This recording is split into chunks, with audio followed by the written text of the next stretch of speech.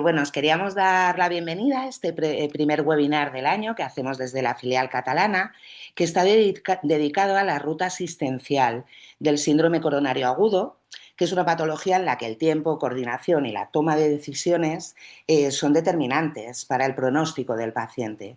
El objetivo de esta sesión es compartir experiencias y reflexionar sobre cómo podemos optimizar los circuitos asistenciales desde la atención inicial hasta el tratamiento y el seguimiento. Contamos con grandes ponentes de gran experiencia a quien agradecemos de antemano y ya antes de iniciar su participación. Os quería presentar a la primera ponente, que es Ángeles Herrero, que es diplomada en enfermería desde 2006, tiene un posgrado en enfermo cardiológico en 2007, posgrado en cuidados intensivos pediátricos del 2014, un posgrado en atención primaria del 2018, es enfermera, bueno, fue enfermera de Hospital Germans Trias y Pujols de 2006 a 2015, enfermera pediátrica tanto en atención hospitalaria como primaria de 2015 a 2017 y actualmente es enfermera del CAP Casernas. Desde el 2017 es referente de cardiología en este ambulatorio y bueno, y tengo el placer de trabajar con ella con mucha frecuencia. Su ponencia es manejo inicial en un centro de atención primaria, así que Ángeles, cuando quieras, te escuchamos. Hola, buenas tardes. No sé si se me escucha bien. Sí, Sí, vale, perfecto. Bueno, primero de todo quería dar las gracias a Antonia Ortega, Yolanda Bartolomé y Raquel Arias por la oportunidad de participar en este webinar. Si os parece, comparto pantalla para que se vea mi presentación. Vale, si me podéis confirmar que la veis correctamente. sí, la vemos correctamente. Sí, vale, genial.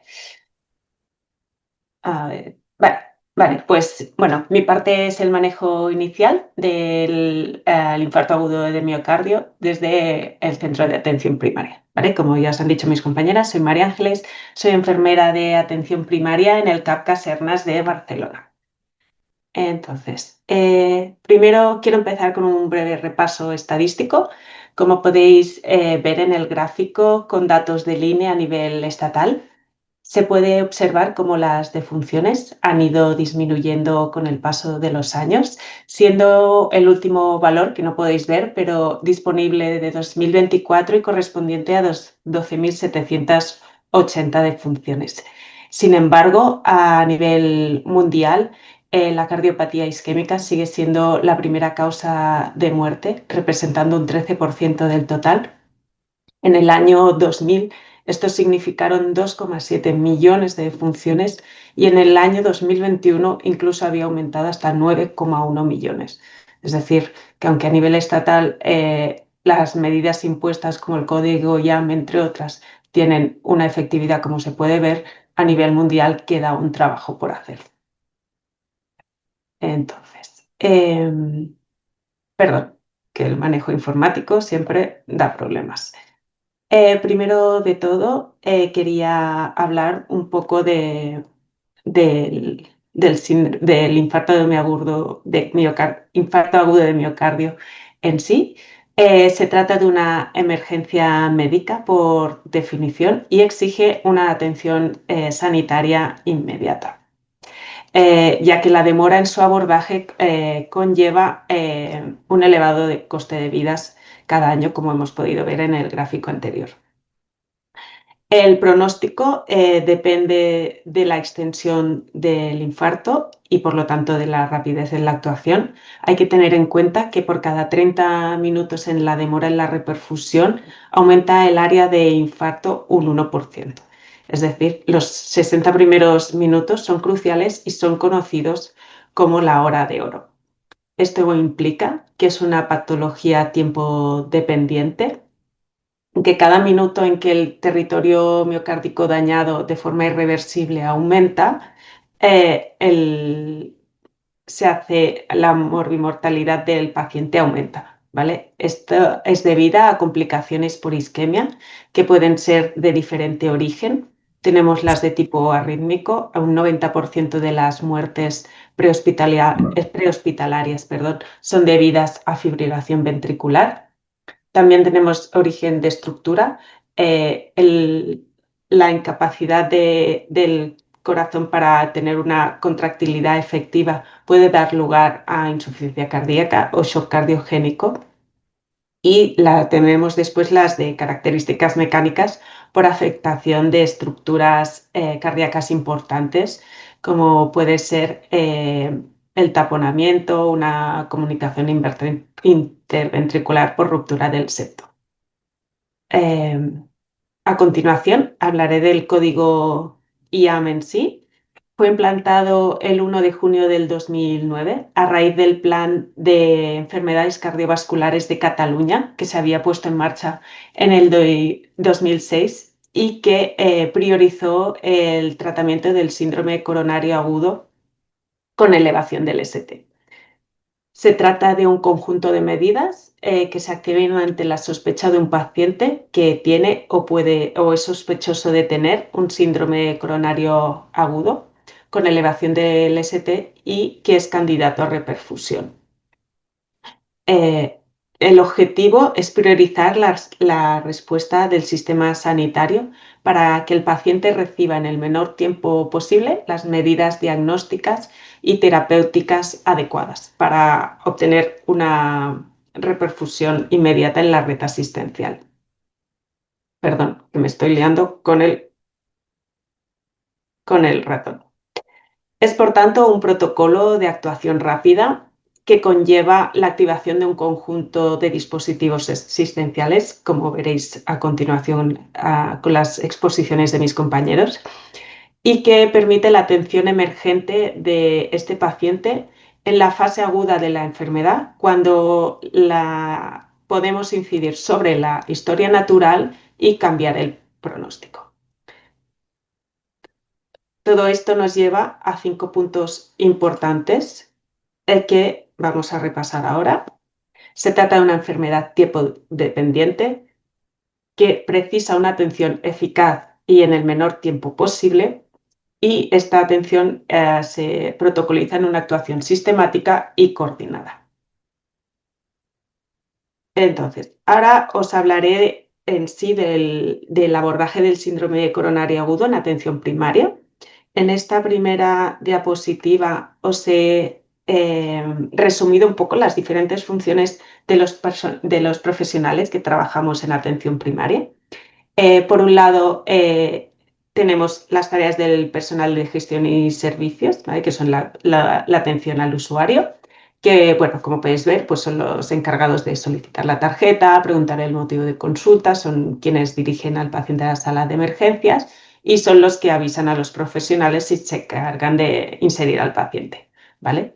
Dentro del personal sanitario, tanto medicina como enfermería, tenemos la evaluación básica a través de la ABCD, anamnesis dirigida y constantes, monitorización y oxigenoterapia, realización de electrocardiograma, revisión de historia clínica y exploración y medicación y canalización de vía. ¿Vale? Esto ha sido un resumen así rápido para poneros un poco en situación de quienes abordamos el paciente en atención primaria. A continuación os pongo este esquema del algoritmo que está realizado por profesionales de nuestro centro. Los profesionales referentes de emergencias realizarán este algoritmo que tenemos colocado en la sala de emergencias y que la verdad es muy visual para cuando hay una situación de urgencias en que todo el mundo, pues a veces es difícil no ponerse nervioso, pues la verdad que es muy claro y es de gran ayuda. ¿Vale? Ahora os explico un poco detalladamente el funcionamiento interno de nuestro centro con el protocolo en sí. ¿Vale? En primer lugar, el paciente llega, ¿no?, a atención al mostrador y, bueno, os explico nuestro centro, pero puede ser que sea un poco diferente, ya que normalmente hay equipos de atención primaria que tienen un equipo solo para urgencias, mientras los otros hacen su consulta habitual de sus pacientes crónicos. pero nosotros funcionamos un poco diferente, ¿vale? Ya no disponemos de este equipo de urgencias, sino que tenemos una distribución por día y turno semanal de quien está de emergencias, ¿de acuerdo? Por ejemplo, en mi caso, yo soy la responsable los lunes por la mañana. Entonces, la primera atención del paciente recae en el personal de gestión y servicios, que es quien pregunta el motivo de consulta y solicita al paciente la tarjeta sanitaria. ¿Vale? Ellos son los primeros que detectan la emergencia cuando el paciente les dice, pues me duele el pecho, ¿no? O noto una presión o la frase que pueda utilizar el paciente. Entonces, este personal, igual que todo el resto de profesionales sanitarios, hacemos anualmente una formación en código, tanto YAM como ICTUS y demás, y ellos tienen formaciones específicas sobre atención a demanda aguda y emergencias para saber reconocer este tipo de situaciones. Una vez detectado esto, avisan al personal de emergencia siempre por teléfono, ¿de acuerdo? Para asegurarnos que el mensaje se recibe rápidamente y dirigen al usuario a la sala o consulta de emergencias, que es donde tenemos ubicado el desfibrilador. En nuestro caso, esta sala está justo al lado del mostrador. Y infieren al paciente siempre en la agenda tanto de la enfermera como el médico que está de emergencias. En cuanto al personal sanitario, siempre hay días que podemos estar hasta 4 profesionales porque estamos doblados, 2 enfermeras, 2 médicos. En otros turnos solo hay uno y uno. Y entonces, bueno, yo os explico un poco cómo funcionamos en mi UVA, es decir, cómo trabajo yo con mi doctora habitualmente. Bueno, supongo que puede haber ligeras diferencias con otros equipos, pero bueno, la base es más o menos la misma.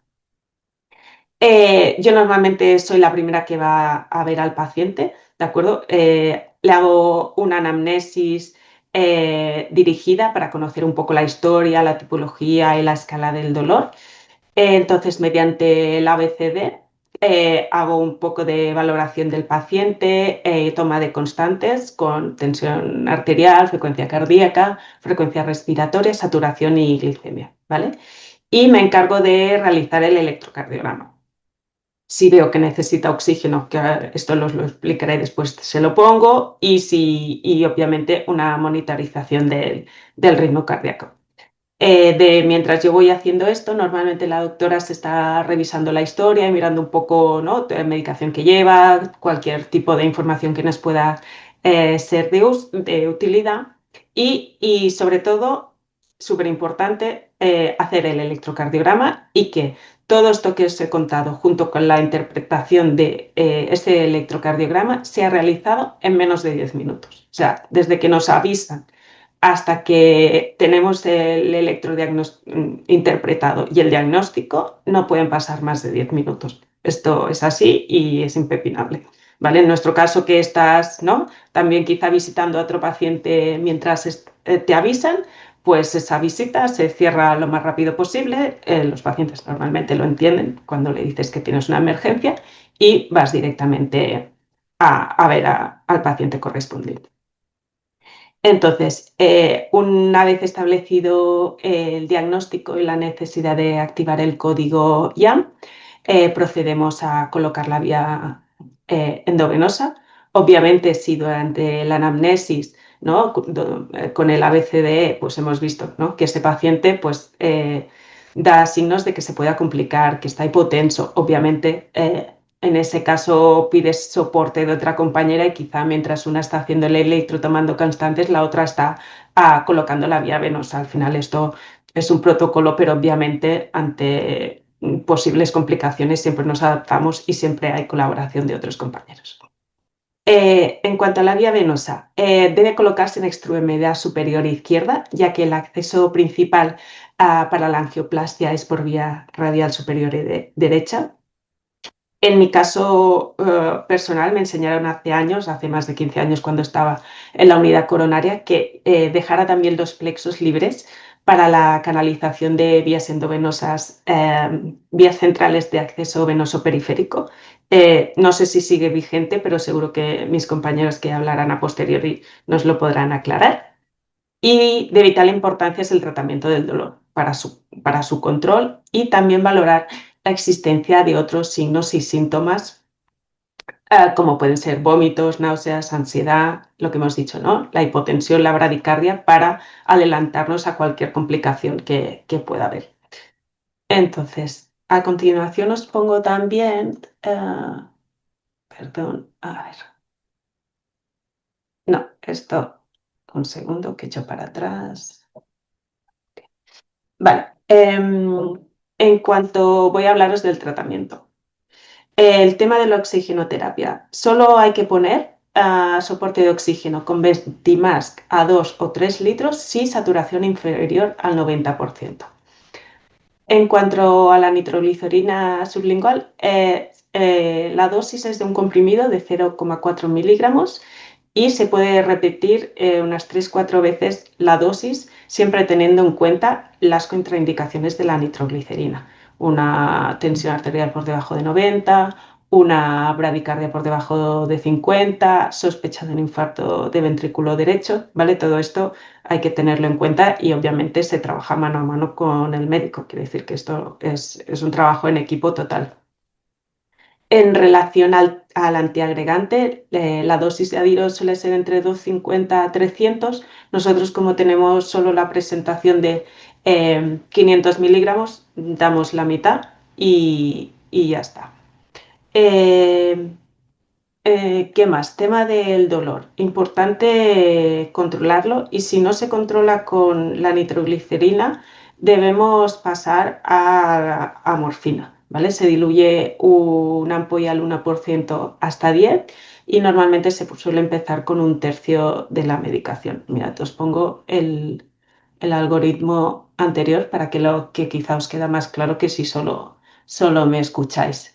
El tema del clopidogrel, normalmente nosotros no lo damos, lo dejamos más en el SEM porque solo está indicado darlo en caso de imposibilidad de obtener información del paciente, cosa que no es lo habitual, al menos en nuestro caso, o si hay un alto riesgo de hemorrágico, ¿vale? O sea, normalmente nosotros no damos el clopidogrel desde el centro, lo dejamos más a nivel del SEM. Dolor que estaba hablando, el cloruro mórfico como primera opción, que se puede ir repitiendo hasta un máximo de 3 ampollas, ¿vale? Y como alternativa, si no, tenemos el tramadol. Otras medicaciones que pueden ser necesarias, que ya hemos comentado, pues, ¿no? Para la hipotensión, pues administrar serum fisiológico, vigilando siempre que no tenga un antecedente de insuficiencia cardíaca congestiva, metoclorpramidas y vómitos, si hay ansiedad, diazepam, ¿vale? Es importante que en ese momento el paciente lo tengamos lo más tranquilo y con el dolor lo más controlado posible. Entonces, hemos hablado ya del tema del protocolo, ¿vale?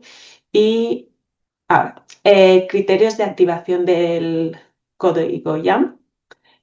Bueno, abajo he puesto excepción, pero no es como una excepción, porque obviamente cualquier persona tiene derecho, ¿no?, a este tratamiento, pero sí que hay que tener en cuenta, que he puesto excepción y quizá quería poner, ¿no?, condición, hay que tener en cuenta pacientes con enfermedades terminales o comorbilidades graves, revisar si tienen documento de voluntades anticipadas en caso de que no, pueda haber alguna complicación, alguna situación que lleve a mayor gravedad, tener en cuenta si el paciente ha expresado algún requerimiento o en específico, ¿vale?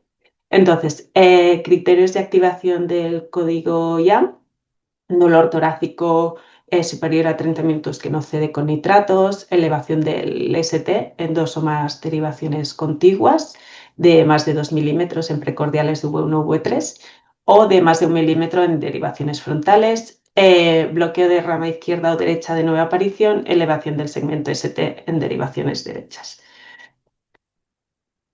Entonces, os enseño también este checklist que realizaron también el compañero referente de emergencias de nuestro centro, ¿vale? La verdad que es súper útil porque sintetiza en solo una hoja todo lo que tenemos que revisar, todas las constantes, todos los registros que debemos hacer. Y no es algo que tengamos protocolizado ni estandarizado, pero sí que es verdad que es una información muy útil que además puedes dar, ¿no?, a los compañeros del SEM cuando vienen a buscar al paciente y que permite una continuidad asistencial, que en estos casos se agradece porque eso está muy resumido, es muy fácil y muy visual y la verdad que nos es de gran ayuda. Y por mi parte, creo que ya lo he dicho todo. Seguro que se me habrá olvidado algo de los nervios. Y bueno, muchas gracias por vuestra atención y si tenéis alguna duda o pregunta, pues luego ya las resolveremos. Muchas gracias, María Los Ángeles, por tu presentación. Por favor, recordad los siguientes ponentes, ajustaros un pelín al tiempo, ¿vale? Porque más que nada para mantener que todo el mundo tenga tiempo a exponer. El segundo ponente es Sergi Mayol, es supervisor enfermero asistencial de la base SEM en Mutua de Terrassa. Es enfermero asistencial desde el 2005 en el SEM. Tiene posgrado en urgencias y emergencias, en lideraje orgánico y, como no, máster enfermero crítico y emergencias. Y es formador de formación continuada en Mutua de Terrassa. Su ponencia es sobre extrahospitalarias. Buenas tardes, Sergi, que no te vemos. Bueno, buenas tardes. ¿Qué tal? Bueno, os paso. Bueno, muchas gracias primero a los organizadores por esta oportunidad y luego a los asistentes por ver este webinar que espero que sea interesante para vosotros. Os voy a compartir la pantalla. Aquí. Aquí. Vale. Espero, bueno, supongo que lo estáis viendo. Mi parte es la atención prehospitalaria en el SEM, ¿no? Antes de empezar con toda la explicación, me gustaría hacer que miráis bien esta imagen de esta Florence ambulanciera, ¿vale? Esto viene, ¿por qué? ¿No? Porque creo que la enfermería en la parte prehospitalaria somos muy importante, ¿vale? Por el hecho de humanizar los cuidados, ¿no? Pensemos que cuando llegamos a un paciente, en este caso estamos hablando del infarto, ¿vale? Pero pues se puede extrapolar a cualquier paciente. Este paciente tiene mucho miedo, mucha incertidumbre, desconocimiento, dolor, ansiedad y tenemos que ser nosotros, los profesionales, tanto los técnicos como las enfermeras como los médicos, que tenemos que aportar esa ansiolisis, ¿no?, al paciente porque tiene mucho miedo, ¿no? No sabe qué está pasando, hay que explicarle todo, no hay que mentirle, pero sobre todo con palabras que pueda entender, ¿no? Y creo que es muy importante, ¿no? La mano cercana y la cercanía de la enfermera en estos casos, ¿no? Ahora resumiros un poco el tipo de unidades asistenciales que tenemos en el SELM para explicar un poco el rol de enfermería, ¿vale? Tenemos diferentes tipos de unidades. Las unidades de soporte vital básico, que habitualmente van dos técnicos. Las unidades de soporte vital avanzado con médico, donde va técnico, enfermera y médico. Luego las unidades de soporte vital avanzado con enfermería, ¿vale? Que va un técnico y una enfermera. Los vehículos de intervención rápida, que va un técnico y un médico. Y luego las unidades de soporte vital avanzado medicalizado, aéreo, donde va pues un piloto, copiloto, enfermera y médico, ¿vale? Entonces, las enfermeras aquí en el SEM Cataluña participamos en estas unidades que veis, ¿no? Las medicalizadas, las unidades de soporte vital avanzado con enfermería y el helicóptero médico, ¿no?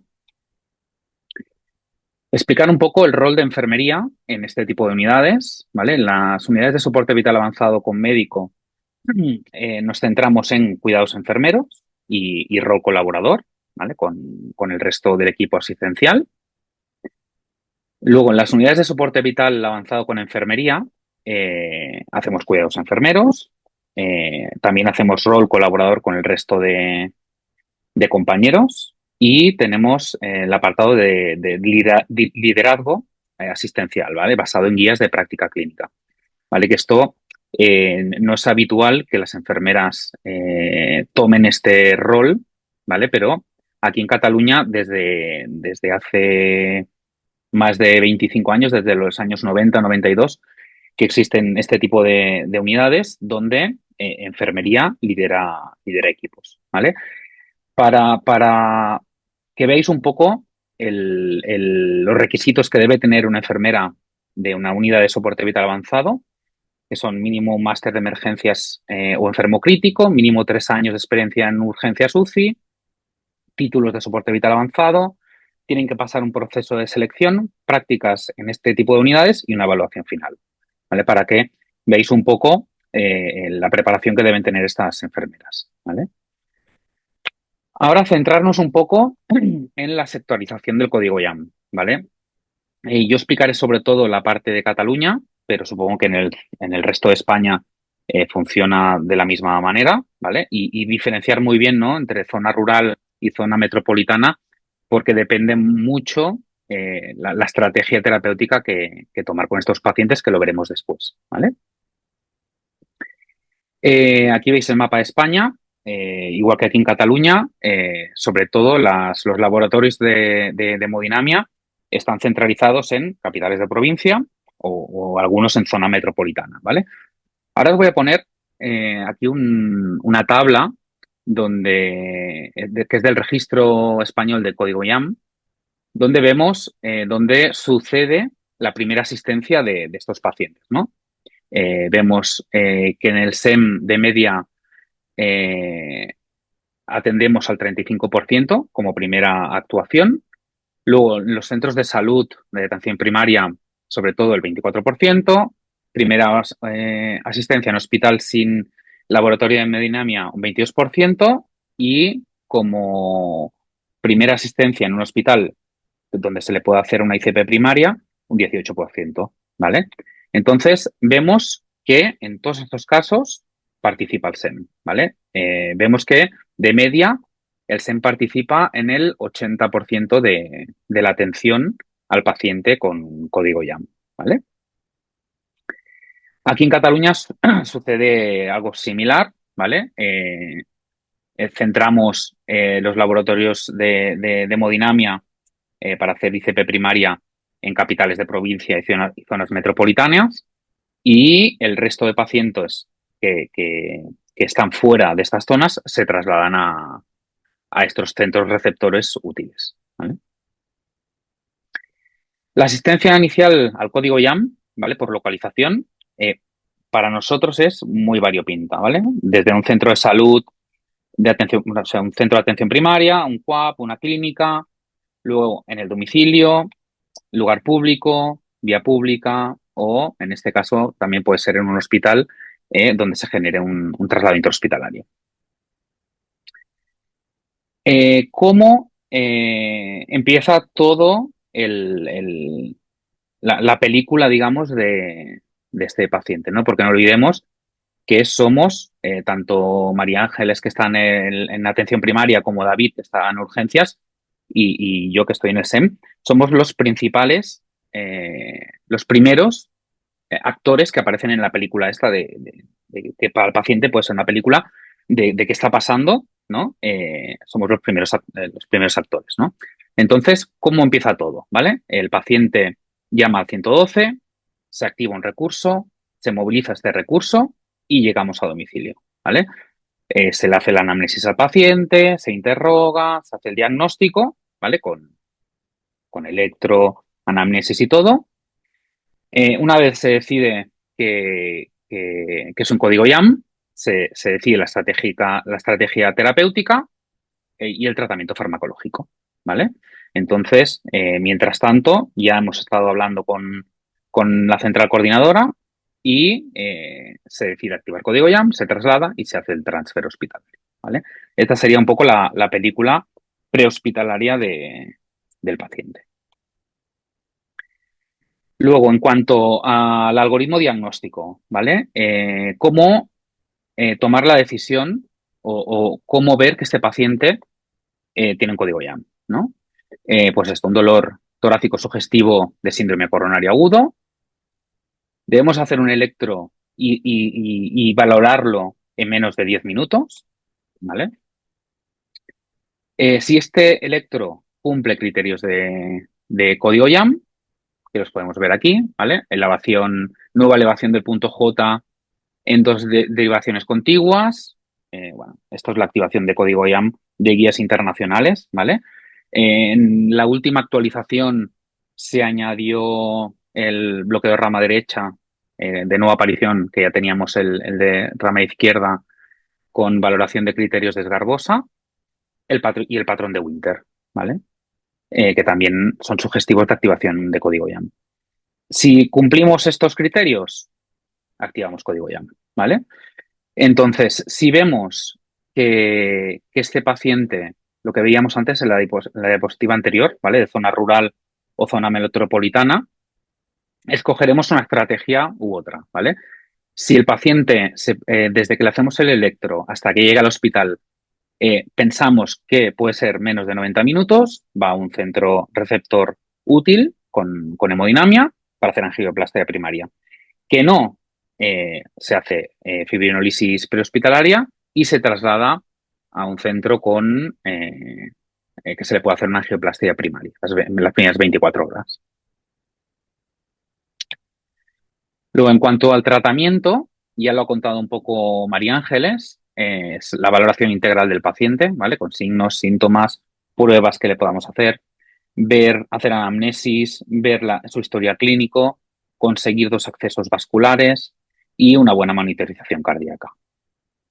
En cuanto, esto también lo ha dicho María Ángeles, una saturación, si la saturación es inferior a 90%, poner oxigenoterapia.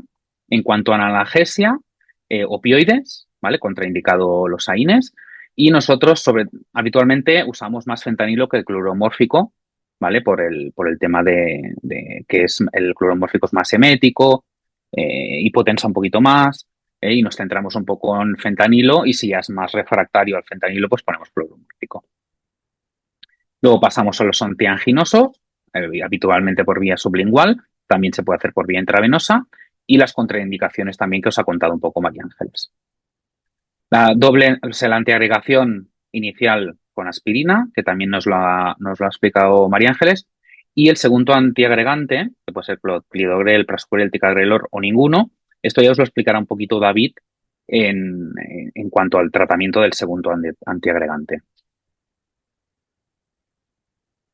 Luego, no administrar antiagregantes y o anticoagulantes si el paciente tiene un alto riesgo hemorrágico, ¿vale? Que esté anticoagulado oral, hemorragia intracraneal, hemorragia grave, neoplasia activa, cirugía mayor, insuficiencia hepática y patología terminal o fragilidad manifiesta. En estos casos es valorar un poco, ¿no? Si tengo dudas en el electro o ha habido parada o hay sospecha de una elevación del ST por un trastorno neurológico, un síndrome aórtico, pues aquí estaría contraindicado. La anticoagulación la hacemos con heparina sódica en bolo de 70 unidades internacionales por kilo, va de 70 a 100, ¿vale? Hacemos control de glicemia y control de vómitos con cualquier antiemético. Luego, en cuanto a la activación del código YAM, ¿vale? Comunicamos con el centro coordinador la activación del código YAM, decimos la hora de inicio de síntomas, la hora del electro, descripción de electro, el estado hemodinámico junto con el KILIP y la isocorona, el tiempo de traslado que tenemos desde el domicilio o el centro en el que estemos hasta llegar al centro de hemodinamia. Centro coordinador contacta con el hospital receptor. Si el hospital receptor acepta el paciente, se activa código infarto. Entonces, esto os lo vuelvo a repetir porque creo que es muy, muy importante, ¿vale? La humanización de los cuidados, ¿vale? Aportar la sinceridad, la empatía, la proximidad, se le puede dar algún toque de humor, que el discurso esté adecuado y adaptado a la persona. No es lo mismo explicárselo a una persona de 80 años con un nivel cultural pues bajo o medio que una persona más joven con un nivel cultural alto, ¿no? Hay que adaptar un poco nuestro discurso, ¿no? Y sobre todo, y me parece muy importante, la participación del paciente y familia en los cuidados, ¿no? De si hay de quedar las pastillas, porque la familia participe en darle el agua, ¿vale? Hacer que ese paso por esta película sea lo menos traumático posible, ¿no? Luego el traslado, evitar técnicas en movimiento antes de circular, prever las necesidades, ¿vale? Por riesgo del paciente y nuestro. Curas durante el traslado, hacer la valoración integral del paciente e ir informando de lo que va sucediendo, qué sucederá cuando lleguemos al hospital y valorar complicaciones, ¿vale? Arritmias, taquicardia ventricular, fibrilación ventricular, bloqueos AV, shock, ¿vale? Todo lo que puede suceder durante el traslado. Haremos el transfer hospitalario, movilizaremos al paciente al laboratorio de hemodinamia, informaremos a todo el equipo sanitario que hay en el lugar con la hora de inicio de síntomas, hora de electro, descripción del electro, estado hemodinámico KILIP, tratamiento administrado, explicar los accesos vasculares que lleva puestos y si ha habido complicaciones durante el traslado, ¿vale? Entonces, aquí he puesto cómo veo yo el futuro de la asistencia al código YAM, ¿vale? Futuro reciente o menos reciente, ¿vale? Esto es mío, cómo creo yo que va a ir, ¿vale? En la actualidad ya hay monitores desfibriladores que cuentan con sistemas de IA que ya analizan electros, te dicen probabilidad de infarto, ¿vale? Yo creo que la cosa en los próximos años va a ir así, ¿vale? En menos de 5 años, la IA habrá entrado en nuestras vidas como profesionales, ¿vale? Eh, en nuestras tablets, en nuestros ordenadores, ¿vale? Guiándonos en el proceso de evaluación del paciente, incluyendo escalas nuevas que aún no existen, que las habrán hecho ella, la habrá hecho la IA junto con el humano, ¿no? Y en menos de 10 años ya aparecerá a los wearables y yo qué sé, sensores de presencia en casa que analizarán si un paciente está sufriendo un infarto, si no, si está grave, sí, y no será el paciente que avisará, sino que será el wearable que avisará al SEM o al centro coordinador de que está padeciendo pues, un infarto u otra enfermedad, ¿vale? Y nada, muchas gracias a todos y dejaros con esta frase de en la asistencia sanitaria el mejor tratamiento ansiolítico es la mano, la mirada y la comunicación empática de la enfermera. Muchas gracias por escucharme y espero que os haya gustado. Gracias, Sergi, por ajustarte al tiempo. ¿Sí? ¿Ido bien? Sí, gracias, Sergi. Os Gracias. presento el siguiente ponente, que se llama David Arias. Tiene el grado de enfermería desde 2015. Ha hecho el máster en emergencias extrahospitalarias. Ha estado en urgencias de la Mutua de Terrassa de 2015 a 2021. En la SEM USB de la Mutua de Terrassa también de 2016 a 2021. En hemodinámica en el Hospital Nuestra Señora del Rosario de Ibiza de 2021 a 2023 y en hemodinámica del Hospital de Mutua de Terrassa de 2023 a 2025. Nos va a presentar la ponencia de asistencia en urgencias hospitalarias. Cuando quieras, David. Hola, ¿qué tal? Me sumo en agradecimientos a mis compañeros y a todos por organizar este evento. No debe ser fácil reunirnos a todos y organizarlo. Voy a intentar compartir, a ver, la presentación.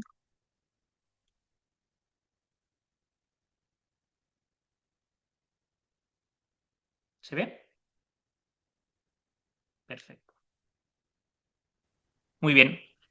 Bueno, yo como me han presentado, soy enfermero de la parte de urgencias y de hemodinámica y voy a daros todo lo que es el recorrido que hace un paciente con un código YAM dentro del ámbito hospitalario en urgencias.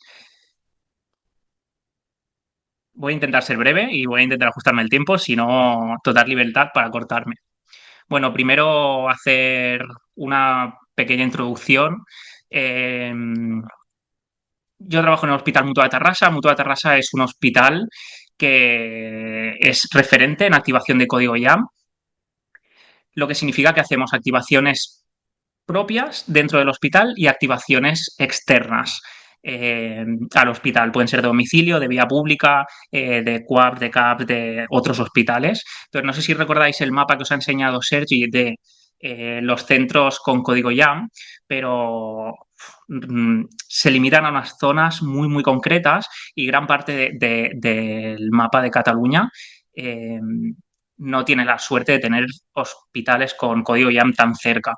Entonces, Mutua Tarrasa es un hospital que abarca muchísimo territorio y eso hace que nosotros tengamos un número de activaciones por código bastante elevado. En 2025 tuvimos 483 activaciones por código YAM, de las cuales propias nuestras solo tuvimos 48.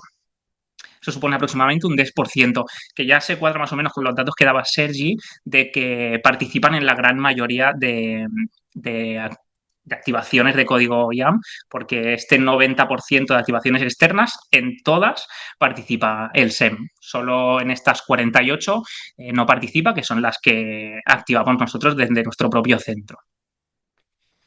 Vale, nosotros cuando activamos un código de forma interna, dentro de urgencias, son estas 3 etapas que voy a explicar ahora muy rápido y luego las iré explicando poco a poco. La primera es la fase de admisión, que es cuando el paciente llega, entrega los datos y se le abre un episodio de urgencias. La siguiente es la de triaje y la primera atención. Y lo más rápido posible, siempre que activemos el código YAM, lo trasladaremos a la unidad de hemodinámica. ¿Cómo hacemos este triaje? Nosotros en el hospital, en nuestro hospital en concreto, y bueno, yo creo que ya en la gran mayoría de hospitales, seguimos el sistema de triaje andorrano, que bueno, se basa básicamente en 5 niveles de triaje, en el que el nivel 1 es el más urgente y hay que darle una asistencia inmediata, sin demora, y el nivel 5 es el más demorable de todos. En este caso, nosotros podemos hacer un triaje de código YAM teniendo en cuenta diferentes ítems. Lo podemos hacer como un dolor torácico, lo podemos hacer por dolor o en caso de que viniera en situación de paro cardiorrespiratorio o de shock cardiogénico. En cualquier caso, un dolor que nosotros consideremos que puede ser sugestivo de isquemia coronaria, nunca tendríamos que tener un nivel de triaje inferior a 2. Un nivel de triaje de 2 nos marca una asistencia siempre en menos de 15 minutos. Entonces, bueno, eso ya más o menos nos va a marcar el tiempo de asistencia de este paciente. Esto es un árbol de decisiones que hizo un compañero de urgencias y que lo aprobó el comité de triaje del hospital, que, bueno, con el objetivo de reducir un poquito el sesgo a la hora de valorar si un paciente necesita hacer un electro o no desde triaje, se hizo este árbol de decisiones, que básicamente muy resumido, se tiene en cuenta si tiene antecedentes de cardiopatía isquémica, si tiene factores de riesgo cardiovasculares como la obesidad, la hipertensión, la diabetes o dislipemia, y si tiene un dolor típico o atípico. Eso nos va a marcar dónde le vamos a hacer electro a esa persona y con qué urgencia. En caso de que tenga antecedente de cardiopatía isquémica o factores de riesgo o un dolor típico, le haremos el electro directamente en emergencias, ya que en caso de que sea un electropatológico y con criterio de activación, pues ya estaremos en el sitio correcto. Y si no, lo haremos en un box que ya tenemos preparado en urgencias, haremos el electro allí y bueno, ya no tenemos tanta prisa para que se valore ese electro. Esto es una trayectoria interna del hospital que, bueno, nos marca un poquito esto, ¿no? Los pasos que tenemos que seguir siempre que tengamos un dolor torácico sugestivo de etiología coronaria, ¿vale? ¿Qué nos dice esta trayectoria? Esto, repito, son trayectorias nuestras, de nuestro hospital. Cada hospital tendrá las suyas. Entonces, nosotros aquí lo que nos marca es que siempre que tengamos un paciente que nos sugiera un dolor de isquemia coronaria, le tenemos que hacer un electro antes de 10 minutos. Una vez tengamos ese electro, no voy a repetir los criterios de activación porque ya los han dicho mis compañeros. Tenemos que valorar si ese electro cumple criterios o no cumple criterios. Si cumple criterios de activación de código YAM y se acompaña con clínica sugestiva de etiología coronaria, activaremos código IAM. Si no cumple, se podrá valorar quizás con un escasez y, bueno, en este caso nosotros tenemos otra trayectoria a seguir. En este caso, en el caso de activar código IAM, el paciente ya se quedaría en emergencias, llamaríamos a la centralita, que tenemos un número de teléfono, y la centralita se encargaría de activar el código IAM y a todos los profesionales que sea necesario, ¿vale? En caso de emergencias, espera que no me ha pasado diapositiva. En caso de emergencias, nuestra dotación son 3 enfermeras, un celador, un auxiliar, un adjunto de urgencias y un médico adjunto de UCI. Esta es la dotación mínima. No significa que no pueda venir más gente. Normalmente vienen más médicos de urgencia, más médicos de UCI y puede venir alguna enfermera más. Pero esta es la dotación mínima que debería de venir. ¿Qué hacemos en emergencias? Pues como han dicho mis compañeros, monitorización de electro, monitorización de la tensión arterial, la saturación y canalizamos 2 vías periféricas. Siempre teniendo en cuenta de dejar libre pues, la zona de las muñecas, luego el cateterismo para poder dejar libre los accesos radiales. Y bueno, lo que hacemos es que una enfermera se encarga de monitorizar, otra enfermera se encarga de canalizar accesos venosos y otra enfermera se encarga de la medicación. ¿Qué medicación? Pues oxigenoterapia, como han dicho mis compañeros, siempre a partir de... O sea, siempre que tenga saturación por encima del 90%, no nos plantearíamos administrarla. Nitratos como antianginosos. Hay que intentar evitar el uso de nitratos como diagnóstico diferencial del código IAM, que es un error bastante común y nos puede llevar a errores en el diagnóstico. Y el uso de opiáceos, como ha dicho Sergi, fentanilo y cloromórfico, los más comunes, pero hay que tener en cuenta que los opiáceos aumentan un poquito la absorción intestinal de los antiagregantes que vamos a administrar luego, así que, bueno, hay que valorar. Y sobre todo tener en cuenta que tanto por el estado del código IAM como por las medicaciones que vamos a administrar, puede ser que el paciente tenga náuseas, vómitos, hay que tenerlo en cuenta también y bueno, si hay que administrar antiemético, pues se administra. Tratamiento antiagregante, súper importante en el código IAM. Siempre vamos a administrar 2 canales de antiagregantes plaquetarios. En el primer canal es la aspirina, siempre 300 miligramos de vía oral o como carga, o en el caso que no podamos administrar vía oral, siempre administraremos 250 miligramos endovenoso de ácido acetil salicílico, que sería media ampolla de Ingesprin. Como segunda línea de antiagregación, utilizaremos clopidogrel, ticagrelor o prasugrel, siempre que podamos administrar vía oral, y si no, nos plantearíamos administrar canglerol. Estas son las dosis de carga, 600 miligramos en caso del clopidogrel, 180 en caso del ticagrelor o prasugrel 60 miligramos. ¿Cuándo administraremos una u otra? Pues mira, aquí he hecho un poquito esquema, pero bueno, hay un montón de esquemas que podemos seguir. El SEM tiene el suyo, hay un montón de guías que tienen sus propios esquemas. Yo he hecho este bastante simplificado, que se basa en esto. Podemos obtener información del paciente. Si no podemos obtener información del paciente porque no puede responder a preguntas, porque está en paro cardiorrespiratorio o cualquier cosa que haga que no podemos hacer un anamnesis correcto del paciente, daremos clopidogrel. Si podemos hacer un buen análisis del paciente, perfecto.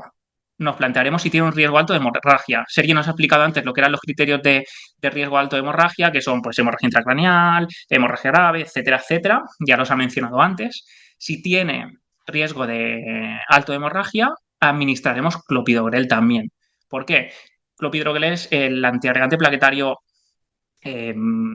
con menos efecto, que el ticagrelor es como el menos potente de los 3. Entonces, siempre que tengamos dudas de si tiene riesgo de hemorragia o no, es el que administraremos. Si no tiene riesgo alto de hemorragia, nos plantearemos lo siguiente. ¿Ha tenido un ictus isquémico o un AIT previo? Si tiene más de 75 años o si pesa menos de 60 kilos. Si cumple uno de estos 3 criterios, administraremos ticagrelor. Y si no cumple ninguno de los 3 criterios, prasugrel. Siempre tenemos que intentar individualizar bastante la administración de antiagregantes y con el objetivo de poder optimizar un poquito la terapia. Vamos a la siguiente. Una vez hemos administrado y hemos seleccionado los antiagregantes que podemos administrar en nuestro paciente, nos plantearíamos administrar anticoagulante antes de bajarlo a la sala de hemodinámica. De las heparinas que nosotros podemos administrar, tanto las de bajo peso molecular como el Fundaparinux o las no fraccionadas, las ideales en este caso son las heparinas no fraccionadas, como por ejemplo la heparina sódica, que administraremos 70 unidades por kilo de peso, sería lo ideal. En caso ya de que a lo mejor no fuera un código YAM, un escasez o no se planificara la ICP de forma inmediata, pues se podrían plantear administrar otro tipo de anticoagulantes. Pero si vamos a hacer ICP en menos de 120 minutos, lo ideal son la heparina sódica. Como decía, hay un montón de guías y de esquemas y de algoritmos donde podéis encontrar esta información y hoy en día, por suerte, sobre el código YAM hay muchísima información. Una vez ya lo tenemos todo hecho, tenemos el paciente monitorizado con las vías, con la medicación y el equipo de hemodinámica nos da el OK para bajar a la sala, daremos el transfer de nuestro paciente. Acompañaremos al paciente a la sala y haremos el transfer. Súper importante. Los transfer se banalizan muchísimo y que la información del paciente se transmita de forma correcta es súper importante. Como tiene que ser un transfer conciso, estructurado y completo. Es importante que digamos el estado del paciente, qué medicación hemos administrado, qué procedimientos hemos hecho, si hemos hecho analíticas, si no hemos hecho, si hemos dado la antiagregación.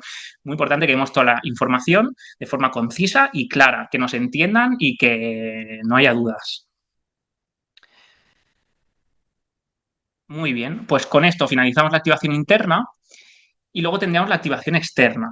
Esto es lo que hacemos nosotros como equipo cuando el paciente nos lo trae el SEM. Ya puede ser derivado a otro hospital o porque el SEM ha ido a domicilio nos ha activado el código YAM. En este caso, se activa al equipo de hemodinámica y se activa al equipo de urgencias. Nosotros lo que hacemos es cuando llega el paciente se hace la admisión igual que si viniera por su propio pie y nosotros hacemos una función de canguraje de este paciente. Acompañamos al SEM a la sala de hemodinámica y damos soporte tanto al equipo de SEM como al personal de hemodinámica. En nuestro caso, el personal de hemodinámica está localizable. Entonces, nosotros lo que hacemos es tutelar a ese paciente hasta que venga el equipo completo de hemodinámica. Nuestra dotación como urgencias somos una enfermera, un celador y un médico adjunto de UCI o de urgencias, más el equipo del SEM, que siempre va a ser un médico, una enfermera y un técnico.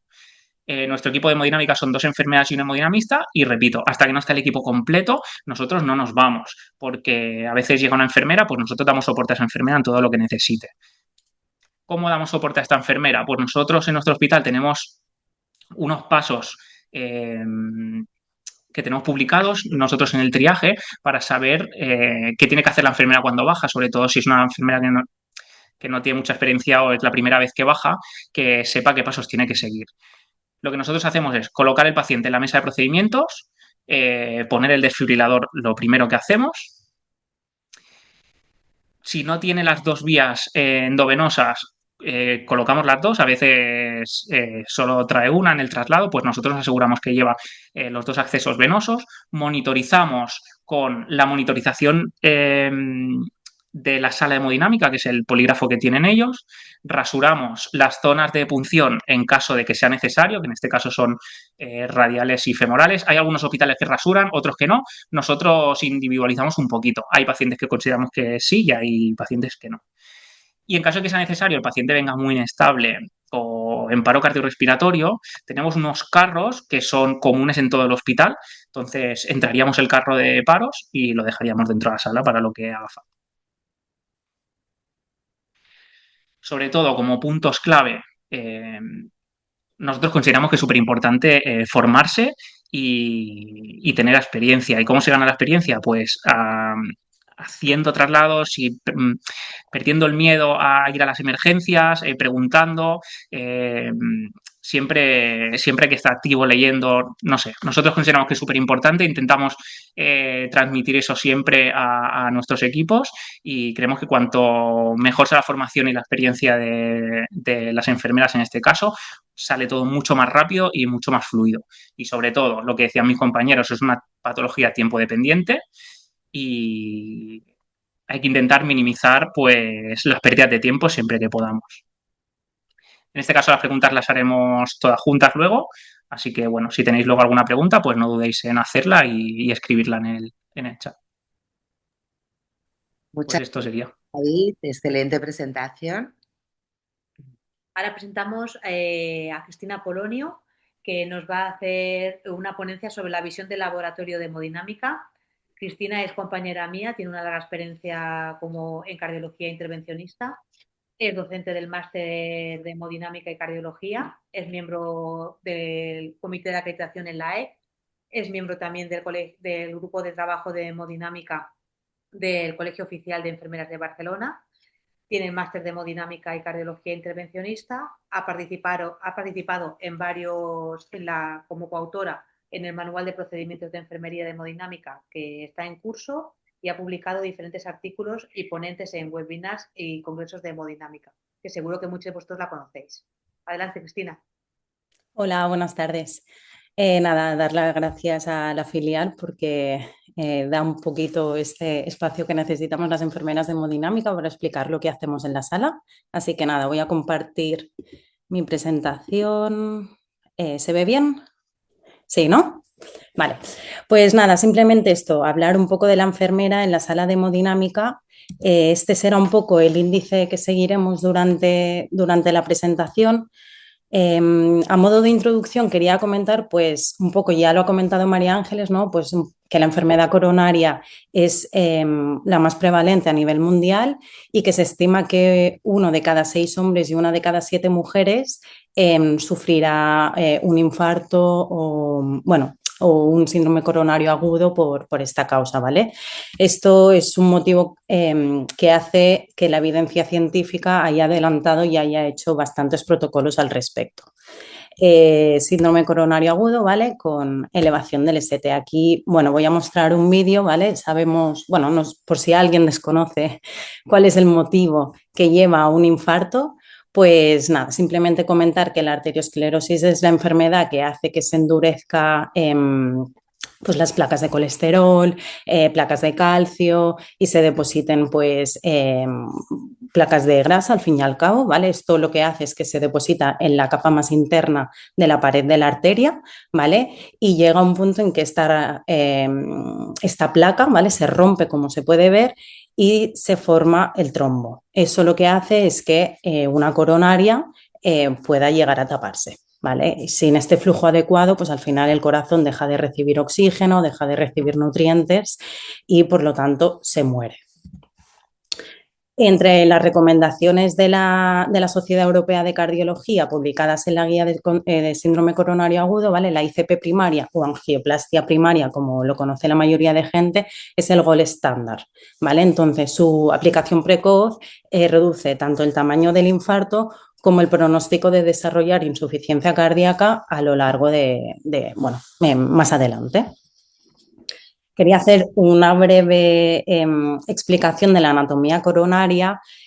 Como bien sabéis, existe la coronaria derecha y la coronaria izquierda que tienen orígenes distintos, ¿vale? Estas serían como como las arterias principales. Después existen en la coronaria izquierda la descendente anterior y la circunfleja con sus ramas septales y diagonales, y después algo que no podemos ver en la sala de hemodinámica, que es la microcirculación, y hasta allí no podríamos llegar. Pero bueno, son arterias muy, muy, muy pequeñas, ¿vale? Entonces, destacar que de la coronaria derecha es la que irriga la parte de la aurícula derecha y en el 55% de los casos lo que está irrigando es el nodo sinusal. Por lo tanto, cuando nos llegue un paciente con un infarto inferior, tendremos que estar muy alertas, sobre todo de que no haga cambios de conducción e incluso pueda desarrollar alguna arritmia maligna. Aquí voy a hacer como un breve resumen de lo que es un infarto lateral, ¿vale? Normalmente está afectada la coronaria circunfleja, ¿vale? Tenemos elevación en D1 a VL y de V5 a V6. Esta es la imagen de la fluoroscopia donde, bueno, no sé si podéis ver que aquí nos falta un trozo de coronaria y una vez hacemos la angioplastia y ponemos el stent, ha vuelto toda la coronaria, ¿vale? Por otro lado, en el infarto inferior tenemos una elevación en D2, D3 y AVF. En este caso estaría la coronaria derecha afectada. Aquí podemos ver cómo falta toda la parte distal, media distal de la coronaria derecha, y una vez se hace la angioplastia, vuelve todo el territorio a estar irrigado. Y por último tenemos el infarto anterior, que tendría una elevación en el electro de V1 a V4. La coronaria afectada en este caso sería la descendente anterior, y aquí tenemos una imagen de fluoroscopia donde la DA nos falta una parte del territorio. Se hace la angioplastia y recuperamos todo el territorio. Cuando nos activan un código YAM, creo que antes lo ha comentado Sergi, ellos lo catalogan según el KILIP, ¿vale? El KILIP es una estratificación basada en evidencia científica que nos permite conocer la afectación y la probabilidad de mortalidad a los 30 días. Yo en mi caso, que trabajo en el Hospital del Mar, la mayoría de códigos que nos activan de zona nos suelen llegar entre 20 a lo sumo 30 minutos. Por lo tanto, la mayoría de pacientes que nos llegan son en KILIP 1. Pero bueno, esto también es importante, pues lo que hablábamos, zonas rurales donde a lo mejor el paciente pues o lleva más tiempo con el dolor y no ha consultado, o por donde está localizado tardan en traerlo a la sala, pues esto se nos podría complicar un poco, incluso llegar a un KILIP 4, ¿vale? Es importante, hacer una valoración tanto inicial como a la salida de la sala. Pues bien, ¿qué hacemos cuando nos activan un código infarto?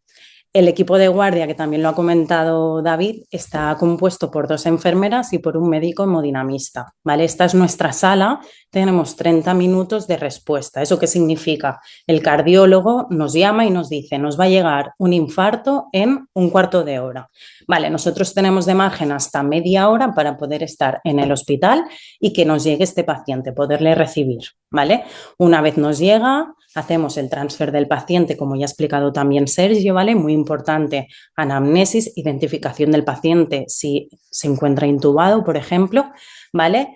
Pues nos comentan pues antecedentes personales, alergias, antiagregación administrada, anticoagulación.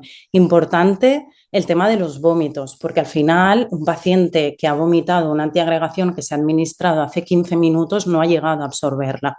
Entonces todo esto lo tendremos que tener en cuenta para volver a dar la dosis de antiagregación si fuera necesario, ¿vale? También, pues eso, hay pacientes que nos llegan totalmente vestidos, desvestirlos. Lo primero que hacemos, como comentaba David, ponerles los parches de desfibrilación y así ya estamos seguros, ¿vale?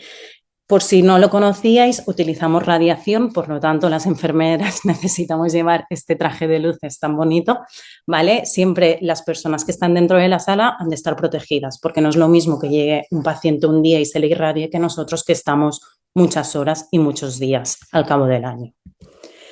La enfermera que circula, pues haré como una breve síntesis de todas las cosas que hacemos, que siempre se queda corto, pero bueno, sobre todo se encarga de más labores no administrativas, pero sí de vigilancia del paciente, de registro de constantes, de ingreso incluso del paciente si al SEM no le ha dado tiempo de pasar por admisiones, ¿vale? Y de comunicarse con cualquier parte del hospital. Este es el polígrafo, comentábamos, muy importante siempre estar muy alerta al polígrafo por cambios de conducción, elevaciones de CT desmesuradas o incluso presencia de arritmias malignas, y sobre todo nosotros trabajamos mucho con la presión arterial. A la mínima que hay una caída o que la presión no nos gusta, está ventricularizada, siempre avisamos a la enfermera y al médico que están dentro, ¿no? También preparación de medicación. Siempre prepararemos medicación. Depende de si, por ejemplo, ya nos avisan que es un KILIP 4, pues ya siempre tendremos pues dobutaminas, noras, todas las medicaciones vasoactivas preparadas para que cuando lleguen poder hacer el intercambio muy rápido. Y también en nuestro centro hay un protocolo de pseudoanalgesia, ¿vale? En este caso, este protocolo está validado por anestesia y administramos también fentanilo y midazolam si no hay contraindicación y según el peso y la edad del paciente. Hacemos controles de coagulación cada 45 minutos y facilita todo el material a la enfermera que está lavada, así que es importante conocer tanto dónde está cómo se utiliza, porque al final también esto te hace que puedas prevenir cualquier complicación y poderte adelantar. También imputaremos el material en otro sistema que tenemos para que con el informe médico pues aparezca todo. Por otro lado, la enfermera que está lavada, que está estéril, es la encargada de montarse el campo estéril, de verificar y de desinfectar los accesos. Mayoritariamente nosotros utilizamos el acceso radial derecho porque es el más cómodo y el más rápido. Pero en pacientes donde tienen una hipotensión severa y demás, pues muchas veces vamos directamente a femoral con una punción ecoguiada y ya está. Así que siempre nosotros desinfectamos la radial y las ingles para entrar en el caso que se necesitara. Al fin y al cabo, hace la intervención con el paciente, inyecta el contraste, inyectamos medicación, lo que se necesite. ¿Vale? Lo que hablábamos, el tiempo es vida y cada segundo que pasa para el paciente pues le puede ocasionar graves secuelas. Así que siempre avisaremos al paciente, ¿vale? Intentaremos minimizar esa ansiedad, le explicaremos que es un procedimiento, que no es doloroso, pero que vamos a ir muy rápido, que no se asuste, que no es que esté pasando algo malo, simplemente que cuanto más rápido mejor para él, ¿vale? Explicaremos sensaciones de calor, de ahora puede notar alguna molestia, siempre todo por delante para que no tenga ansiedad y no diga qué está pasando aquí, ¿vale? Y comentar esto, administrar opiáceos pues para minimizar el dolor en caso que sea necesario, ¿vale? Lo que hemos comentado, en el 90% de los casos, más o menos, utilizamos la arteria radial. Esto es mediante la técnica Seldinger, lo hacemos una punción, pasamos una microguía, intercambiamos la aguja por un introductor y después subimos una guía un poquito más gordita hasta aorta ascendente y canulamos. Lo que comentábamos, tienen dos orígenes distintos, pues intentaremos canular la izquierda o la derecha en función del infarto y la preferencia del médico. ¿Vale? Aquí se ve cómo se inyecta el contraste y hay una lesión. Esto es un caso de un infarto anterior que nos llegó, ¿vale? Es un infarto anterior en un CLIP 1. Como podemos ver en la mitad de la imagen falta la coronaria, ¿vale? Una descendente. Lo primero que hacemos es intentar aspirar ese trombo a través de un tromboaspirador que se llama, ¿vale? Estos son ejemplos de trombos que salen de coronarias. Posteriormente dilatamos la lesión, dilatamos esa placa que hemos comentado con un balón, ¿vale? Es un balón que hinchamos a altas atmósferas, ¿vale? Esto lo que hace es aplastar la placa contra la pared, ¿vale? Posteriormente, este balón se deshincha y se retira y pasa el stent, ¿vale? Que haría como de andamio de la coronaria. Este es el famoso stent, o yo a mis pacientes les explico que es como un muelle de un bolígrafo, pero de mejor calidad, ¿vale? Para que se hagan una idea. Finalmente, como se puede ver, pues hemos recuperado todo el territorio que estaba tapado y hemos minimizado el daño pues, de aquí en adelante, ¿vale? Comentar que el caso que hemos visto era de un CLIP 1, pero puede ser o que nos llegue en CLIP 4 o que se nos convierta en un CLIP 4 por distintos motivos. Entonces, nuestro objetivo no solo será abrir esta coronaria, sino también darnos soporte con sistemas de asistencia ventricular, ya que el ventrículo tiene pues una FEBI muy deprimida y por sí está muy debilitado, ¿vale? Entonces es súper importante conocer los tres sistemas de los que disponemos, ¿vale? Cómo se utilizan y también muy importante cómo se manejan, el control de la consola, ¿vale? Tanto del balón de contrapulsación como del Impera. Y de la ECMO venoarteria, en mi hospital, por ejemplo, canulamos hemodinámica la venoarteria y siempre bajo una enfermera de UCI para también el manejo de la máquina. Una vez finalizado el procedimiento, colocamos la pulsera hemostática TR-VAN, que en la mayoría de casos nosotros utilizamos la pulsera, pero hay en algunos centros que aún utilizan también el vendaje. Ambas opciones son válidas. Y si fuera en el caso de un acceso femoral, pues se comprimiría el tiempo necesario, se pondría un cierre percutáneo y en el caso de comprimir, pues se pondría también un vendaje, ¿vale? Que eso también nos encargaríamos nosotras. Y finalmente, pues nada, transferir el paciente a la unidad de críticos explicando pues todo lo que hemos hecho, antecedentes, bueno, el transfer típico. Por último, quería comentar que aunque es un procedimiento mínimamente invasivo y que hacemos habitualmente más de 10 al día, no está exento de complicaciones, ¿vale? Nombraré así como 4 complicaciones más importantes. Esto es un caso de un polígrafo donde se ve una elevación del ST brutal y posteriormente el paciente nos fibrila, ¿vale? Este caso, por ejemplo, fue un paciente que tenía muchísimo calcio, se utilizaron técnicas de remodelación de placa y lamentablemente pues sufrió una perforación coronaria. En este caso hay que correr, ¿vale? Hay que correr mucho para evitar que el paciente llegue a hacer un taponamiento cardíaco. También puede darse el caso de haber entrado por una femoral, haber hecho el procedimiento, todo bien, el paciente se va a su unidad receptora y en pocas horas el paciente empieza a inestabilizarse. No se ve bien el motivo, se le hace un TAC y sorpresa, ha hecho un hematoma retroperitoneal, ¿vale? En este caso de esta imagen del TAC, pues se ve como la vena cava está comprimida y entonces es un caso de cirugía emergente. Y por último, tuvimos un caso de un paciente muy añoso que tenía muchos loops, muchas curvas para poder llegar a hacer el cateterismo y se le colocó un introductor largo. ¿Qué pasa? Que después hizo espasmo y al retirar el introductor largo nos llevamos la capa más interna de la radial, que es la íntima, ¿vale? En este caso, por suerte, avisamos a cirugía vascular que vino muy rápido, clampó arteria y se lo subió a quirófano. Aunque parezca que el trabajo de enfermería es muy técnico en la sala de hemodinámica, siempre, o sea, nunca debemos olvidar que trabajamos con personas y todo lo que os he comentado, todo, absolutamente todo se les va informando. Siempre hay una enfermera a su lado para cualquier cosa, ¿vale? Tenemos, bueno, la enfermera de hemodinámica es verdad que está muy especializada y que hace tiempo que solicita un perfil de enfermera propio que hoy en día aún no ha llegado, pero se puede llegar a acreditar a través del máster. Así que bueno, yo creo que a lo mejor en un tiempo pues podemos tener este perfil que solicitamos.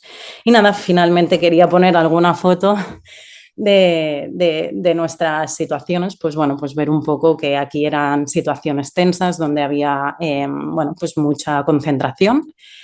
Esta situación la he puesto porque me hace mucha gracia, porque es una situación de mucho estrés y hay mucha gente en la sala y es lo único que no se necesita. Entonces aquí echarías a la mitad de la gente, pero bueno, se trabaja de igual forma. Y por último, pues una imagen de una compañera de felicidad por eso, por haber hecho un gran trabajo. Así que nada, cualquier consulta, pues después la resolvemos. Muchas gracias, Cristina, por tu presentación y finalmente presentamos al último ponente. Se trata de Laura Risco.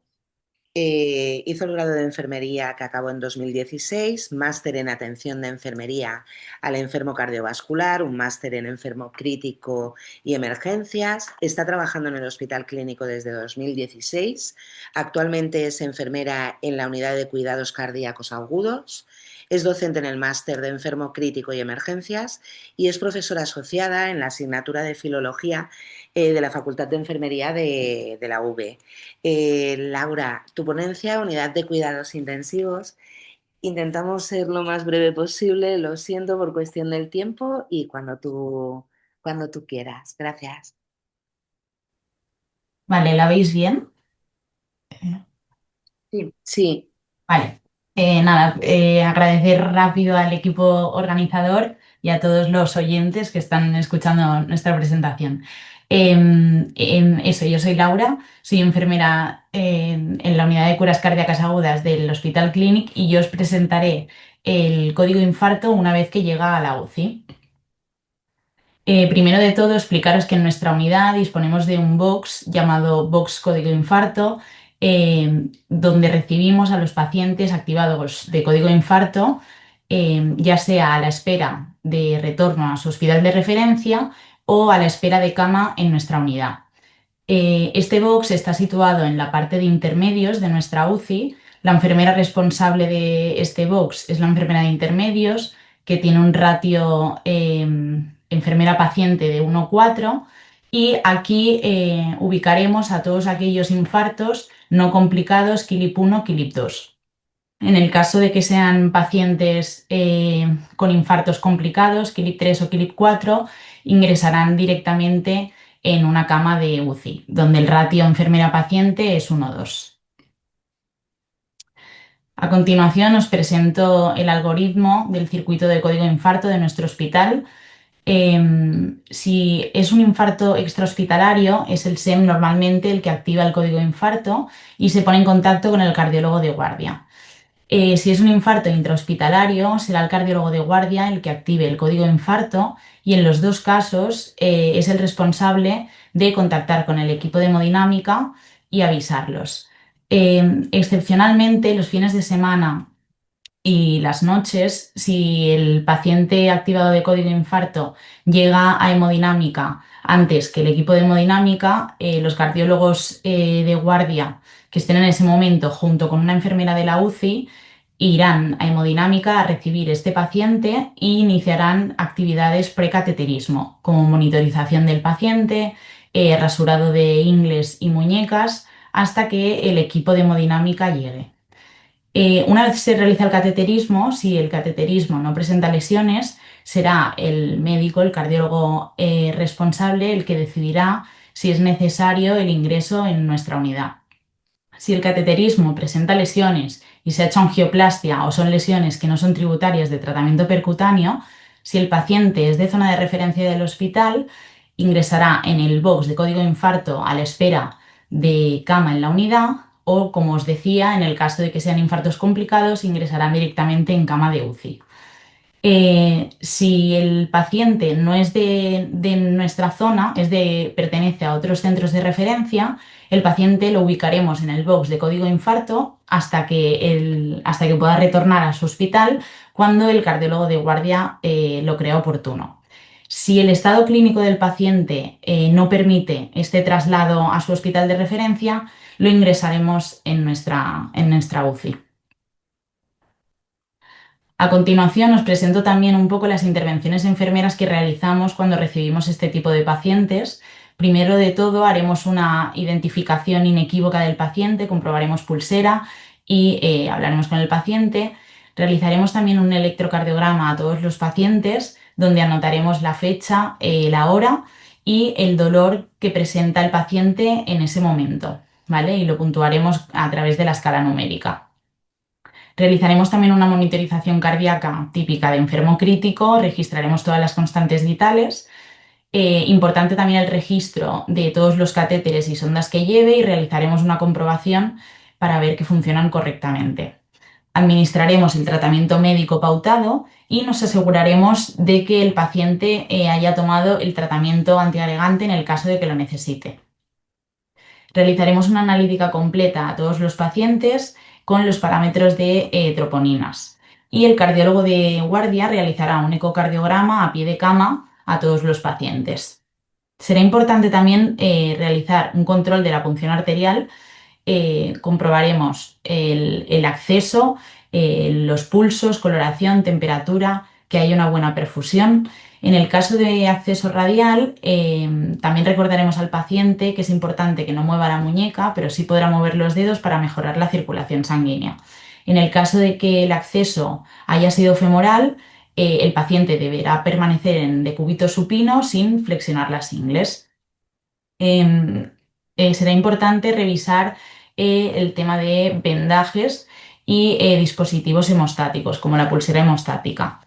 En el caso de que haya sido un acceso radial, el vendaje compresivo lo dejaremos un mínimo de 4 horas y en el caso de que haya sido un acceso femoral, el compresivo deberá permanecer un mínimo de 12 horas y a veces se realiza un cierre percutáneo con Perclose ProGlide. En ese caso, el vendaje compresivo estará a un mínimo de 4 horas o en función del protocolo de cada hospital. Garantizaremos también un reposo absoluto de un mínimo de 24 horas. El paciente podrá también iniciar ingesta oral al cabo de 2 horas del procedimiento, siempre y cuando el estado clínico del paciente lo permita. Y por último, pero no menos importante, daremos soporte emocional, favoreciendo un ambiente de tranquilo y de confianza. Vale, como os he comentado al principio, en la UCI recibimos también pacientes con ¿no? código de infartos complicados en situación de KILIP 3, KILIP 4. Muchas veces estos pacientes, ¿no? llegan en shock cardiogénico y nos vienen de hemodinámica con dispositivos de asistencia cardíaca. Algunos dispositivos que nos podemos encontrar pues, son el balón de contrapulsación intraaórtico, el Impella y la ECMO venoarterial. Nosotros en nuestra UCI recibiremos solo ECMOs venoarteriales de acceso periférico, que son a las que ahora haré referencia. El tema de los dispositivos de asistencia cardíaca es un tema muy amplio, entonces yo intentaré resumirlo y daré connotaciones resumidas. Primero hablaré de cuidados generales en este tipo de pacientes y luego nombraré actividades o intervenciones a llevar a cabo con cada dispositivo. Vale, así de forma general, en estos pacientes será importante llevar a cabo un control horario de constantes vitales, ¿vale? Valoraremos también el dolor. En caso que el paciente esté consciente, usaremos la escala numérica. En caso que el paciente esté sedado, la escala STIP. Y en caso de que el paciente tenga una demencia o deterioro cognitivo, usaremos la escala Pine-Out. Será importante también la valoración neurológica. En el caso de que el paciente esté despierto, ¿no? valoraremos que tenga un discurso coherente y en el caso de que el paciente se encuentre sedado, valoraremos el BIS y el tamaño de las pupilas, la asimetría y la reactividad. Será importante también el control del apósito de estos dispositivos, ¿vale? Para ver que no esté realizando sangrado o hemorragia. Será importante valorar la extremidad donde está insertado el dispositivo, controlando los pulsos, la perfusión, la temperatura, la coloración. Estos dispositivos se implantan a nivel femoral arterial y en la ECMO venoarterial tendremos también un acceso venoso. Por lo tanto, el paciente deberá permanecer en decúbito supino sin poder flexionar las extremidades. Será importante que lo tengamos en cuenta también a la hora de, ¿no? de hacer cualquier movilización, a la hora de realizar higienes, tener en cuenta estas extremidades. Realizaremos curas asépticas del punto de punción cada 72 horas, siempre y cuando el apósito esté íntegro. Si por lo que sea está manchado, pues la realizaremos cuando necesite. Esto también será importante evitar, ¿no? la aparición de úlceras por presión, ya que estos pacientes pasarán mucho tiempo estirados sin poder movilizarse. Estos pacientes es importante también iniciar un tratamiento anticoagulante. Antes de iniciar este tratamiento deberemos comprobar que la coagulación ha sido corregida o que no tenemos un sangrado activo o una hemorragia. Nosotros en la UCI usamos para anticoagular a estos pacientes la perfusión de heparina sódica y realizamos controles de APTT. Entonces vamos ajustando la perfusión en función de estos APTTs según el protocolo de nuestra unidad. El rango objetivo normalmente cuando llevan este tipo de dispositivos son APTTs entre 50 y 70, pero esto variará mucho en función de cada paciente y de sus características. Otra de las actividades que deberemos hacer es revisar las alarmas de la consola para ver que sean audibles y que estén ajustadas a nuestro paciente. Y por último deberemos comprobar que están conectadas a la red eléctrica para así optimizar el estado de las baterías por si tenemos que hacer algún traslado. Vale, ahora comentar algunas intervenciones en el balón de contrapulsación intraaórtico. En este dispositivo tendremos que controlar de forma horaria que haya una buena sincronización del inflado y desinflado. Si se sincroniza con la onda de presión, el hinchado deberá empezar a nivel de la onda dícrota y si se sincroniza con el electro, el inflado se deberá hacer al final de la onda T y desinflarse en la onda R. Comprobaremos que el ratio de contrapulsación sea, ¿no? el que nos han comentado o el que quieren. El ratio puede ser 1,1, 1,2, 1,4, 1,8. Comprobaremos el nivel de la bombona de helio, ya que el balón de contrapulsación utiliza helio para inflarse. Siempre deberemos tener una bombona de helio en la consola por si se tuviera que hacer el recambio. En los dispositivos Impelas deberemos revisar el estado de curvas de la pantalla.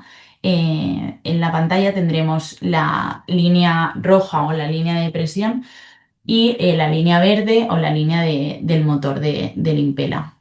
Será importante también el control de la posición del catéter en la piel, ¿vale? Siempre intentamos anotar a qué distancia está introducido el catéter, ¿vale? E intentamos registrarlo también en las constantes para así detectar si hay cualquier movilización del catéter. Y importante también el líquido de purga. El líquido de purga se pone en la máquina para evitar que entre sangre en el motor. Nosotros, como líquido de purga, usamos un suero glucosado al 5% de 500 mililitros con 12,5 miliequivalentes de bicarbonato 1 molar. Por último, en la ECMO venoarterial, como os he comentado, en nuestra UCI tenemos de acceso periférico controles que serán importantes en este dispositivo, pues el paciente deberá tener un catéter arterial y un pulsioxímetro en la extremidad superior derecha, ya que es el punto más alejado de la entrada de sangre oxigenada y así nos facilitará el poder detectar problemas de oxigenación. Es importante también monitorizar la saturación cerebral y periférica bilateral. Nosotros en la UCI usamos el Somanetics. Será importante que los valores estén alrededor de 55 o 75 por ciento, pero sobre todo lo que debemos valorar es un poco la tendencia de estos valores. Se deberá hacer un lavado de la membrana de oxigenación una vez por turno. Para hacerlo lo que hacemos es aumentamos el caudalímetro a 10 litros y ponemos la FiO2 al 100% durante 20-30 segundos y veremos cómo el vapor de agua sale por el final de la membrana de oxigenación. Y otra de los cuidados que tendremos que hacer en estos dispositivos es el control de la presencia de trombo o fibrina en las membranas de oxigenación y en las cánulas. Aquí, por ejemplo, en la foto podéis ver que en las esquinas hay presencia de este material trombótico. Vale, ahora os hablaré de algunas de las complicaciones que nos podemos encontrar en los pacientes con un código de infarto. Las arritmias es una de las complicaciones y es una complicación que puede aumentar, ¿no?, la morbilidad y la mortalidad en este tipo de pacientes. Entonces, ¿qué intervenciones tendremos que llevar a cabo? Pues controlar el ritmo, control de las constantes vitales, controlar el estado del paciente, ¿no? Cómo afecta esta arritmia a nuestro paciente, qué signos y síntomas presenta y avisar al médico responsable. Otra de las complicaciones que pueden hacer estos pacientes después de un código de infarto, pues es la restenosis del stent. En este caso realizaremos un electro de 12 derivadas, avisaremos al médico responsable, controlaremos también constantes vitales y prepararemos al paciente para volver a hemodinámica. Importante también recordar que estos pacientes deben tener una monitorización estricta y deben ir monitorizados en cualquier traslado. Por último, hablar de las complicaciones vasculares, que son las más frecuentes y también aumentan la morbilidad en estos pacientes. Normalmente se usa el acceso radial, que es más seguro que el acceso femoral. Pero al final el cateterismo pues, también puede realizar estas complicaciones y podemos encontrarnos pues, con sangrados, isquemias, pseudoaneurismas. Como comentaba Cristina, una de las complicaciones que podemos encontrarnos si el acceso es a nivel femoral es la hemorragia retroperitoneal y otra de las complicaciones que tenemos que tener en mente cuando el acceso es a nivel radial es el síndrome compartimental, ¿vale? Entonces, ¿qué deberemos hacer delante de estos casos? Pues valorar la presencia de hematoma y valorar también la intensidad de pulso. ¿Vale? En caso que el paciente presente hematoma, delimitaremos y revisaremos signos de sangrado activo o de isquemia. Nos será útil tener en cuenta la regla de las 6 Ps para valorar el dolor, parestesias, parálisis, ¿no?, que presente el paciente. Y por último, comentar de cara al alta, ¿no?, los pacientes que ingresan en nuestra unidad, sobre todo los KILIP 1 que son, ¿no?, jóvenes, menores de 70 años, que tienen la FEI preservada, sin signos de insuficiencia cardíaca y que no tienen más vasos pendientes de revascularizar, la estancia de ingreso acostumbra a ser entre 3 y 5 días, ¿vale? Pero esto variará mucho en función de cada paciente. Lo que es importante tener en cuenta es que las primeras 24 horas tras un infarto, ¿no?, tras un código infarto, estos pacientes deberán estar ubicados en una cama de intermedios o de UCI para una monitorización estricta. Posteriormente sí que se podrá trasladar a una planta de hospitalización antes de irse a domicilio.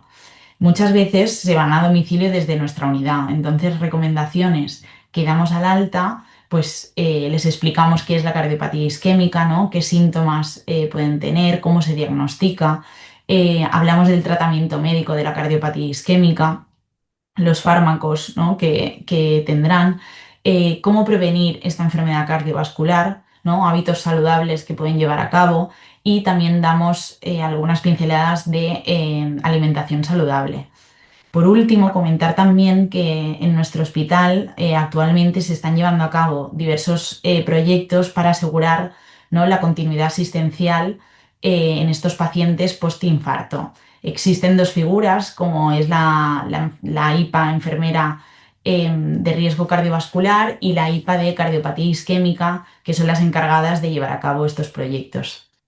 Y nada, agradeceros vuestra atención.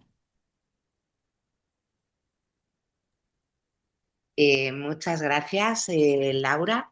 Lo mismo, excelente presentación como todos los compañeros.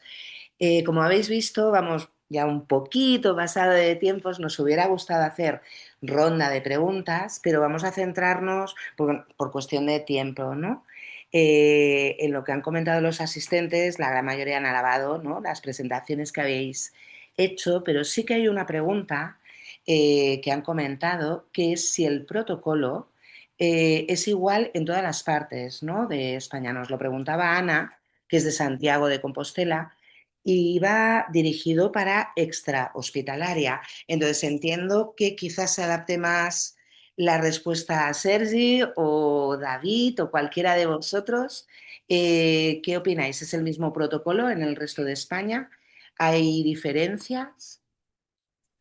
Yo, a ver, realmente lo desconozco, ¿eh? Pero sí, yo creo que todos nos basamos en la misma evidencia a guías internacionales.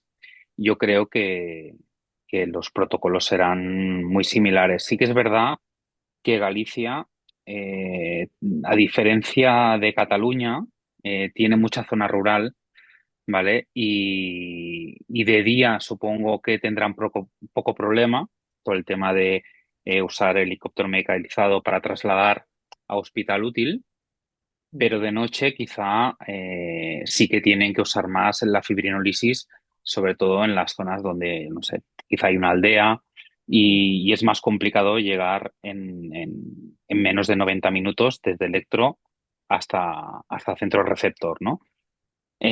Pero esto en cuanto a las características de estos pacientes. Pero yo creo que el procedimiento en sí, que sería el algoritmo general de- del tratamiento del código YAM, yo creo que en todos los lados lo haremos iguales.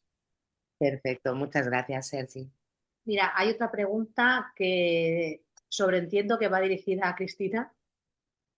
Nos dicen que en Canarias están revisando el código, el CODICAN, que es el código infarto de Canarias, y nos dicen para incluir el escasez de alto riesgo. ¿Hay alguna comunidad autónoma que lo está aplicando o que se está revisando? Yo creo que esta pregunta no la puede contestar Cristina. Bueno, puede ser que sí, que te la pueda responder, no lo sé. Pero, a ver, es que dentro de lo que viene siendo el código infarto en sí, no se contempla la escasez. Nosotros, por ejemplo, sí que es verdad que los fines de semana sí que atendemos los escasez de alto riesgo. Entonces, en principio está indicado que como máximo en 48 horas tiene que realizarse el cateterismo y, bueno, la consecuente angioplastia. Entonces, por ejemplo, si es un paciente que ha consultado un viernes en un CAP, por ejemplo, eh, se le deriva al hospital. Claro, si el hospital no tiene el personal hasta el lunes porque no tienen guardias, debería de priorizarse pues llevarlo a un hospital que tuviera servicio de hemodinámica. En nuestro caso, por ejemplo, como sí que estamos de guardia de escasez de alto riesgo, pues lo realizaríamos pues o el sábado o el domingo a más tardar. Yo, si puedo hacer una pequeña aportación, aquí si me dejáis, sí que es verdad que en el procedimiento que usamos en el SEM, que, bueno, que es el que usa en toda Cataluña, ¿no? Tenemos los criterios de muy alto riesgo, de escasez de muy alto riesgo, que siempre trasladamos a hospital útil, ¿vale? Nunca trasladamos a un hospital sin servicio de hemodinamia, ¿no? Cuando hay pues un dolor muy refractario, bueno, todos los criterios que están incluidos en el código IAM, eh, pues los trasladamos eso, ¿no? A hospital útil. No sé si os puede servir esta aportación, ¿eh? Sí, sí, muchísimas gracias. Bueno, para finalizar, agradecer a los ponentes sus aportaciones y a todos los asistentes su participación. Las ideas compartidas de hoy refuerzan la importancia de una ruta asistencial bien coordinada para mejorar los resultados en el síndrome coronario agudo. Esperamos que esta sesión haya sido de utilidad. Muchas gracias y nos vemos en la siguiente webinar de la Catalana. Gracias a los ponentes. Muchas gracias a todos. Hasta luego. Un placer.